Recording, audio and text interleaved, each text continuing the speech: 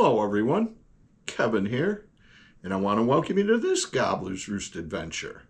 Now today, this is episode 2 of game calls and other outdoor collectibles. And I'm just sitting here, I haven't played this particular call in many years. This is the first Wingbone call that I ever made. Back then, when I got these Wingbones, I hadn't even killed a turkey back then. I was, maybe only hunting turkeys 1-2 years. And, well, this, I scavenged it from a coyote kill. It even has a tooth mark in it. And it's the first Wingbone call I ever made back in May of 1993. And if you hadn't guessed it, today we're talking Wingbones. Now, I've done a little bit of I've been making Wingbones for 30 years, and I know the history of them, but just to give you a little bit of idea on the backstory of Wingbones here, I've done a little bit of research. And this is from Call Makers and Call Collectors Association of America. And from the winter of 1998. And the title is, He Had a Bone to Pick. Indians Used Turkey Calls 6,500 years BC. And it's written by Bob Hodge of the Knoxville News Sentinel. An American Indian living near what has become Kentucky Lake took a couple of turkey Wingbones, put them together, and when he or she had moved on, left them behind. That was about 6,500 years BC. When those bones were dug up by an archaeologist in 1940, they posed a mystery. No one could explain what the Indian had intended to do with the bones. At least not until Crew Anderson saw those same bones at the University of Tennessee's McClug Museum. Somebody had told me they had some old turkey bones, and the minute I looked at the piece and held it in my hand, I knew it was a turkey call, Alan said. There's really nothing else it could be. And that's from the Call Makers and Call Collectors Association of America. Going a little bit further, we're going to go into Howard Harlan's turkey calls. And we're on page 2. Many early call makers, such as Jordan and Turpin, now they're talking about Charles Jordan and Tom Turpin, who were instrumental in, they were the early modern call makers to make Wingbone turkey calls. Many early call makers, such as Jordan and Turpin, believed that the Native Americans used the wingbone, or the second joint of the turkey's wing, to fashion a call. And we'll go a little further here. Now this is page 7. Early Call, Chapter 2, Early Call Evolution. Okay, and we'll go down a little bit. After extensive research, we now know that Europeans were making game calls around the mid-1600s. After examination of artifacts, I believe Native American calls predate known European calls. Other evidence may yet be discovered. Now, moving on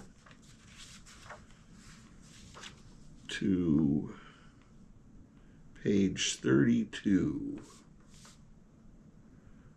Okay, there's a picture there.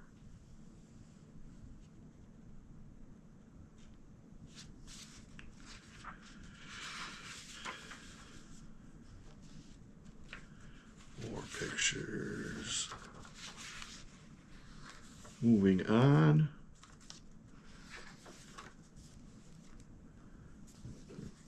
Okay, now moving on to Chapter 7. The Wingbone Yelper and Charles L. Jordan. And they've got a picture here of Wingbone Yelpers, the Wingbone Yelpers that we were just speaking about in the Tennessee McClung Museum. Chapter 7, The Wingbone Yelper and Charles L. Jordan. Who it was who made the first turkey call that was more than a mere leaf or a reed will forever remain a mystery. I do believe, however, that the call was a wingbone yelper made by Native Americans, the type popularized by Charles L. Jordan in the early 1880s. I would like to take you back to the beginnings of North American culture and prove once and for all where this great call originated.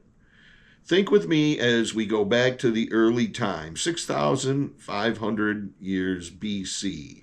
4,000 years before the Egyptians built the pyramids, Native Americans were fashioning wingbone turkey calls from the wingbones of the wild turkey. And I remember several years back hearing a news report that they had found wingbone turkey calls also in Anasazi ruins, and that they estimated them to be about 3,000 years old. Now, the calls I have here, they're not that old. They are modern-made wingbone turkey yelpers. Most of them I've made myself, but some of the others I have here were made by other people. I've spoken about my good friend Skip Perry, and he's made me several nice display calls. This one here I've showed you before.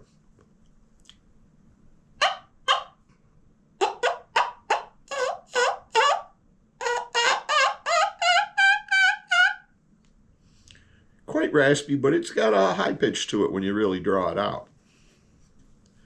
And I'll show you a few others. And most of these are personalized to me. This one shows a buffalo and has the word hunter on there. The name of my game call company is Buffalo Hunter Game Calls. And in case, I'm sure I have mentioned it before, I sell calls, and I have an Etsy store. And I will put it right here.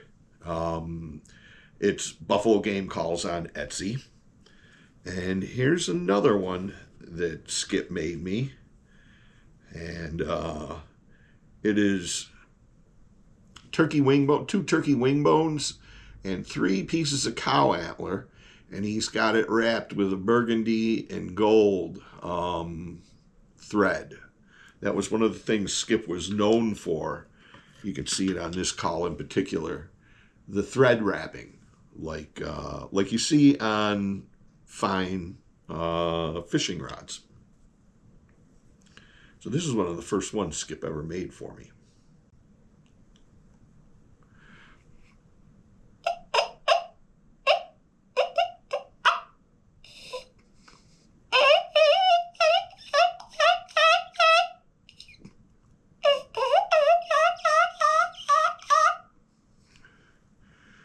Now, a lot of these, I may sound a little bit rusty on these. I have my own hunting call that I play all the time. These calls are pretty particular. You need to practice with the call. That actually, I don't have it here. Just 1 minute. Let me go get it.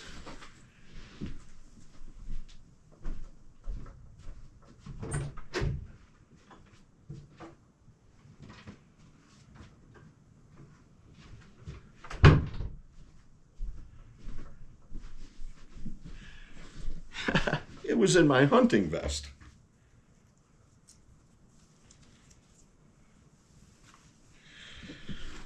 Now, years ago, I used to do a lot of fall turkey hunting. And this is a very young, you can see by how thin the diameter of the bone is. This is a very young turkey that I shot many years ago when I was turkey hunting.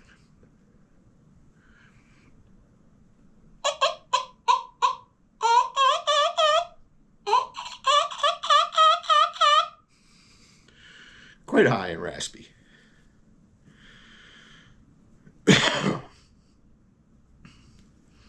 This one here is another beautiful, absolutely beautiful turkey call made by my pal Skip.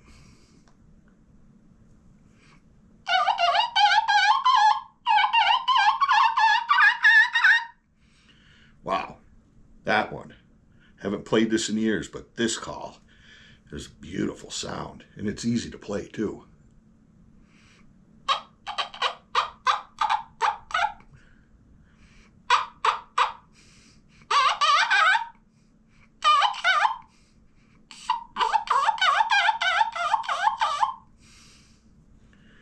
Very nice call.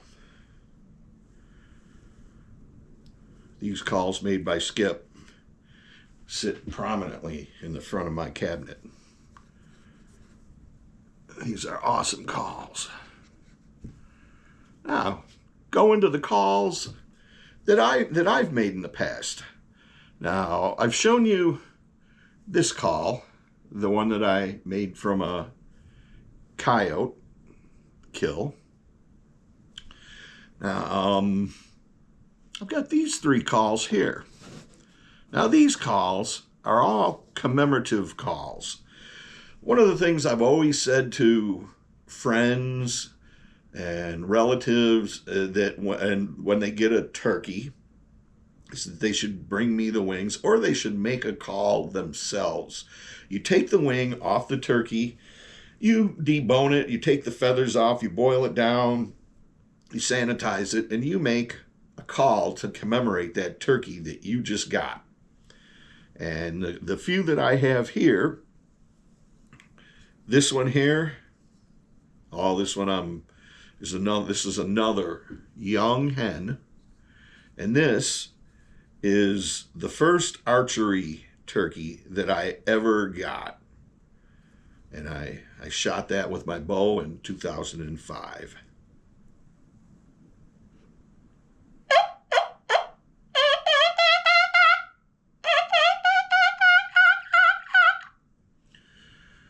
One of my best sounding calls. Very easy to play. Another one. This one here, I'm very proud of this.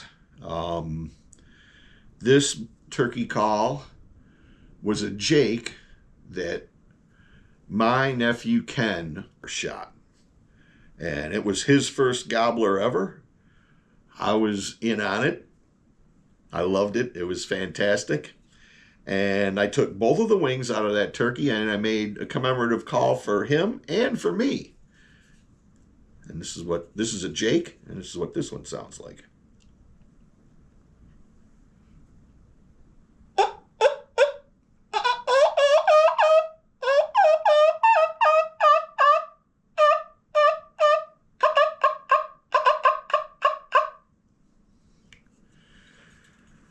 Commemorative wingbone. Commemorating my nephew Kenny's first turkey gobbler.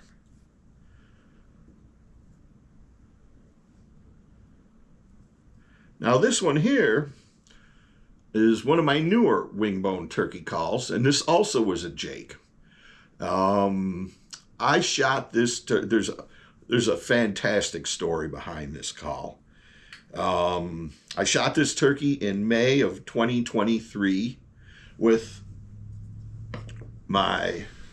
this right here.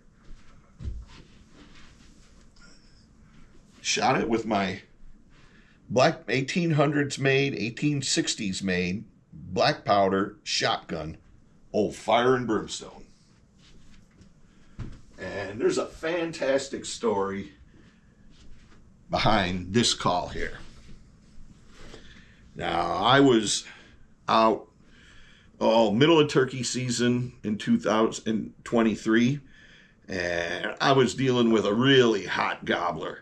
And he would come in, and I got the gun on my knee, and I'm trying to use the camera, and I'm trying to call, and and it didn't work. And I knew I was in over my head. So I called my buddy Joe. And I said, Joe, I need a cameraman. I got a hot gobbler. I know exactly where he is. Joe was in on it right away. He showed up the very next morning. 4 a.m, he was at my house. And I took him out, and we got out before dawn. And I said, I know they're roosted right up there. And we climbed up to the top of the hill, and we got to just before dawn. And I owl hooted. And nothing happened. Waited a few minutes, owl hooted again, nothing. It's getting light, the birds are singing. Now me and Joe are starting to call with our I used my box call, he used one of his trumpet calls, and sun comes up and we both look at each other, and we had hunted long enough, we knew they weren't there, and that we were going to have to, and now we were going to do what we've always done. We started walking the trails, calling, walking and calling, trying to find them turkeys. And late morning, after several hours, we were empty-handed, nothing at all. And my buddy Joe knew that I wanted a video for Gobbler's Roost Adventures. So him being a call collector, and he had a vest full of calls that he takes out all the time because he just loves using his turkey calls. And he said, let's do a video about what do you have in your vest. So we scooted over to a place where I knew we could sit down, had a big rock, and sat there and started filming. I asked him, Joe, what do you have in your vest? And he goes, well, let me show you. And he proceeded to lay out 40 turkey calls. And we start going through them. This is a D.D. Adams slate. This is a Dan Searcy box call or whatever. I don't remember exactly which calls. It's all on film, and I'll put the link in the description below. And we're just sitting there filming him using his turkey calls, and all of a sudden I heard a turkey gobble way down below. It's like, wow. He called again, that turkey gobbled again. We scrambled. I didn't have my mask, my gloves, nothing. We scrambled. And that turkey, before we knew it, was in over there. And we had a good battle with it. And before you knew it, it had popped its head up at 14 yards, and old Fire and Brimstone brought him down. And I made this call for me, and I made, Joe being left-handed, I gave him the left wing also. So anyways, this is what this call sounds like.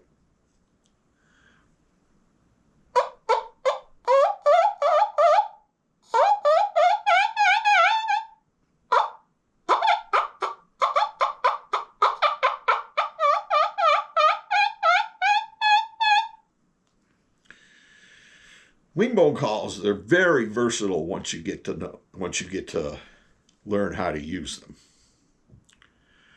Now from there, I started building wingbone calls, a wingbone, and a trumpet turned on my wood lathe.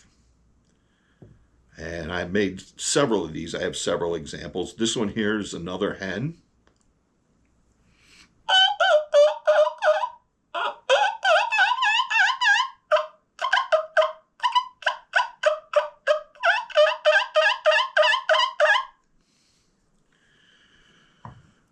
That's that.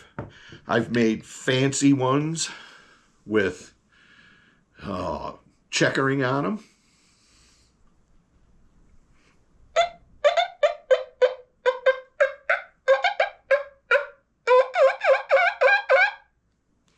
That's what that one sounds like. Quite a bit deeper. This, I believe, is a Jake. That was a hen. And those are trumpet wing bones. Now, unusual calls I've made. Well, I made this call, somewhat of a monstrosity, I believe. When I first started making turkey calls, I just to learn how to make them, I was making them out of domestic turkeys. Now, a lot of people say you can't do that. There's no real rules written. That being said, a wild turkey is a better turkey call as far as wing bones go, because they're stronger animals than domestic birds. The bone thickness is just slightly thicker, and the turkeys that they grow domestically are also grown. They're grown huge. They're bigger than wild turkeys in the diameter, the inside diameter of the bone, which is essential, is usually quite a bit bigger. So this one was one of my early experiments, and it sounds something like this. There's a younger and an older turkey.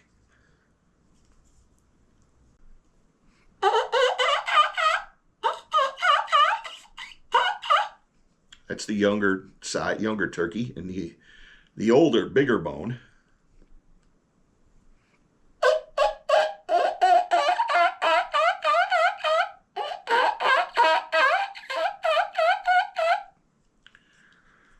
Much deeper in tone.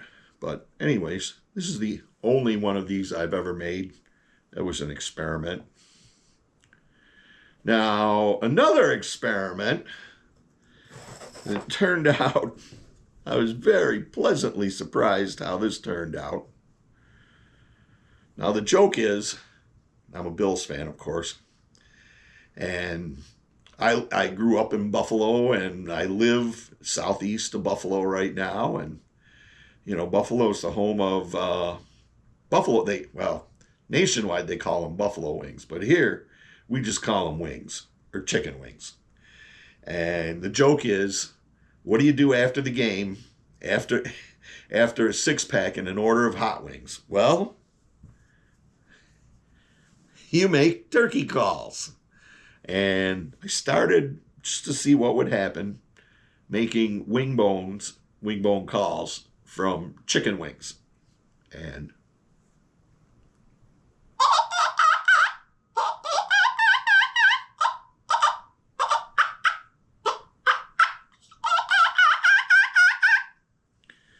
they actually turned out pretty good. Quite high pitched, but that's not bad.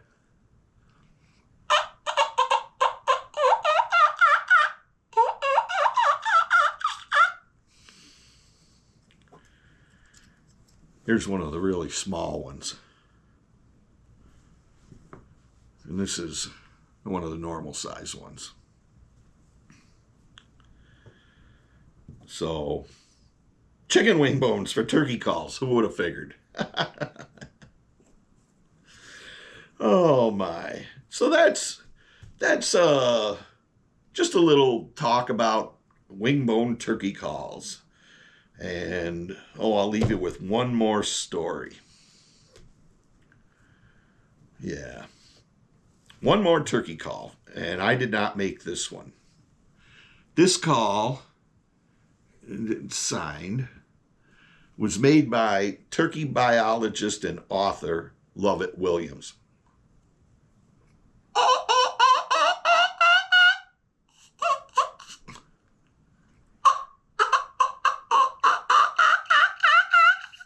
Very raspy. I do like this call. I've only played it once or twice. I had the pleasure of meeting Lovett Williams. He's the author. He's the author of After the Hunt. And as a biologist, I knew he had an interest in, after reading his book, I knew he had an interest in freak turkey anomalies and things like that. And I had a beard from a turkey that I shot many years ago that it looked like it was actually from a two-bearded turkey, except the two beards had fused together in a strange way. And knowing that, I brought it with me. I met him down in Nashville at the NWTF national convention held in February every year. I had rented a booth there, and I was selling my turkey calls. Well, I brought that beard with me, hoping that I would meet Lovett Williams, and I showed it to him, and I got a turkey call signed by him, and he signed my book. To Kevin, with the best regards, thank you for showing me the freak turkey beard from New York. Lovett Williams.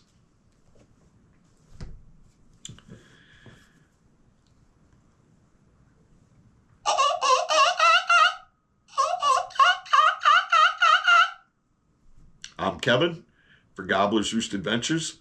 Always remember, life is the greatest adventure of all.